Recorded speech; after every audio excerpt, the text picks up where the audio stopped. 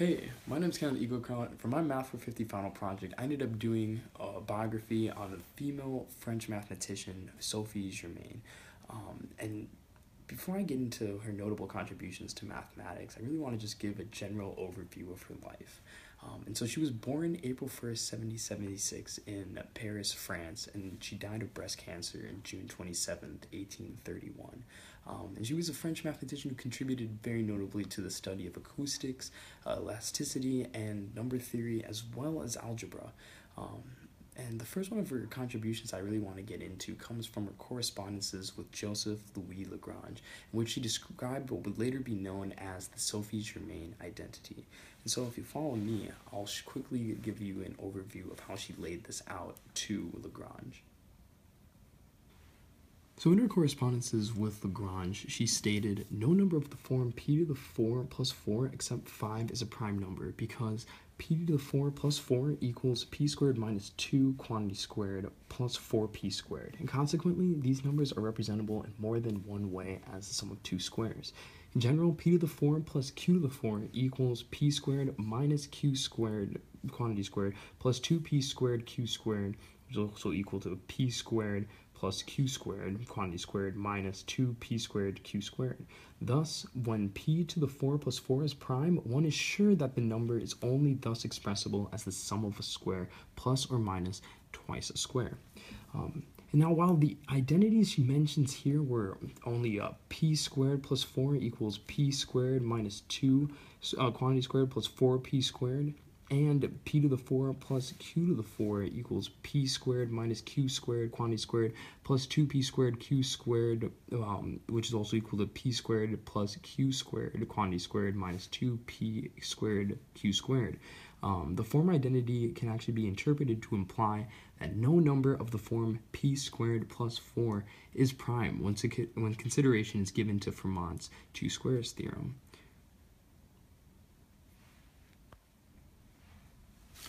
And so this discovery of Sophie Germain's actually allowed for the development of an extremely applicable contemporary theorem that is known today as Sophie Germain's identity.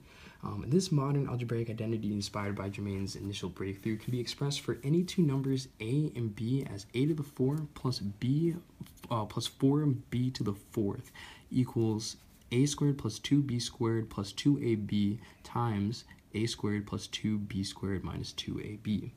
And this can easily be proved just by multiplying out this right side, gathering the terms, and canceling out like terms. And once you perform that, you will actually end up back to where you started with a to the 4 plus 4b to the 4. Now, while this may not immediately appear to be that significant of an algebraic property, the importance of this identity comes from its applicability to number theory as well as algebra. So, for instance, with Sophie Germain's identity, one can then prove that an equation such as x to the 4 to the power of 4x is prime if and only if x equals 1, where x is a natural number. And so to solve this problem, it's first important to acknowledge that if x is an even number, the expression is just going to be a composite. It's just going to be composite. But in the case that x is odd, such as 2n plus 1, where n is a natural number, then we're going to end up having x to the power of 4 plus 4 to the power of 2n plus 1, which can then just be rewritten as x to the power of 4 plus 4 times 2 to the power of n all to the power of 4. And ultimately, then this can be rewritten as x squared minus x times 2 to the power of n plus 1 plus 2 to the power of 2n plus 1 all times x squared plus x times 2 to the power of n plus 1 plus 2 to the power of 2n plus 1. So with this last expression in mind, if x were to be greater than 1, both factors would result in being greater than 1, which would mean that the outcome would still be composite instead of prime. However, if x were to be equal to 1, then we'll have 1 to the power of 4 plus 4 to the power of 1, which is just equal to 5, which is a prime number. And so we've seen now that this equation only results in a prime number solely when x equals 1. And thus, through Sophie Germain's identity, we've proven that the expression x to the 4 plus 4 to the power of x is prime if and only if x equals 1, where x is a natural number. So clearly this algebraic expression, or algebraic identity, was extremely useful to solve a problem of this manner. Yet it's not the only way that this equation can be applied. And so moreover, this theorem can actually be used to solve other equations, such as summation problems. And so, for example, let's take this equation here. The sum from k equals 1 to n of 4k over 4k to the fourth plus 1. And so at first glance, this equation appears to be approaching some final number, although the denominator seems to be fairly complex. But through the use of Sophie Germain's identity, we can actually express 4k to the 4 plus 1 instead as 1 minus 2k plus 2k squared times 1 plus 2k plus 2k squared, which will allow us to rewrite this entire expression down here as the sum from k equals 1 to n of 1 plus 2k squared minus 1 minus 2k plus 2k squared all over 1 minus 2k plus 2k squared times 1 plus 2k plus 2k squared.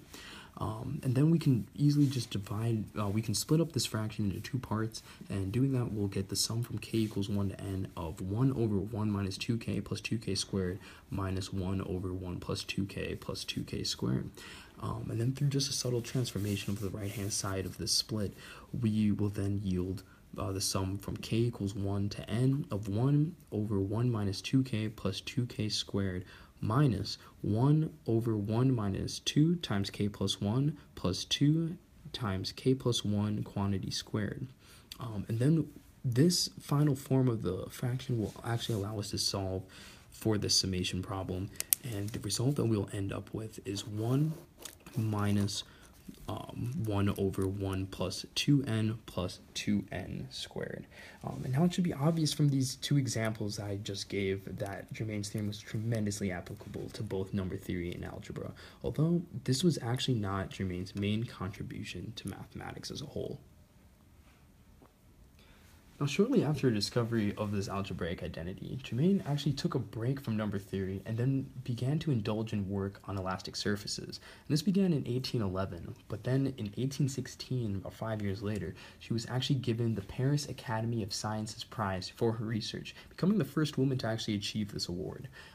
But following this award, she immediately resumed back to her work regarding number theory, and then ultimately in 1819, she wrote a letter to Gauss to inform him that she could illustrate that for n equals 5, there were no solutions to Fermat's last theorem unless x, y, and z were truly enormous numbers.